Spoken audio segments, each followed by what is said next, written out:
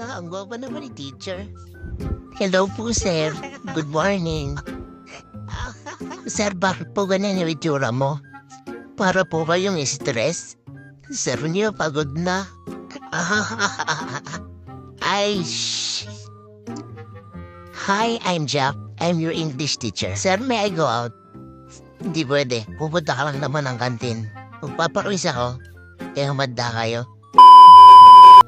Okay, first question. Wala akong question, Char. Kapag napasa na yung test ko, may kiss kayo sa akin. Promise. Okay, here I come. Wait lang.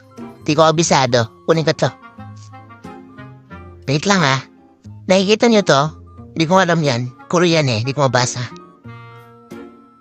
Tagal mo naman, sir. Ano, tuloy pa ba? Ito na. Wait, di ko talaga kabisado, sorry. Supercalifragilisticexpialidocious. Niloloko mo ba ako, sir? Wala namang ganong salita eh. Gago, syempre meron. Kaya nga ito binabasa ko. Sige na, sabihin mo dun. Supercalifragilisticexpialidocious. Hindi ko gets. Isa pa. Kain ako naman, sunggon. Supercalifragilisticexpialidocious. Okay, sige, i-clutch natin. Nikki. Hindi ko alam yung sagot. Hindi ko na-guess yung sinabi niya. Ano ay nilalagay sa siomay? Yung piniprito? Ha? Alin dun yung toyo? Hindi. Yung nilalagay din sa adobo. Alin dun? Suka? Asin? Yung pwede mo ipalaban sa aswang? Ah, bawang.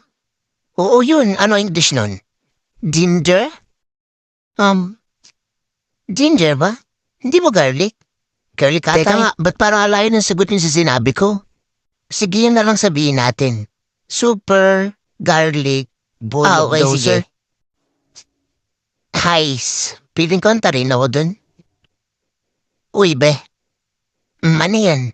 Kilala mo si Princess? Buddhist na, be. Kaya pala hindi pumapasok. We? Gagi totoo.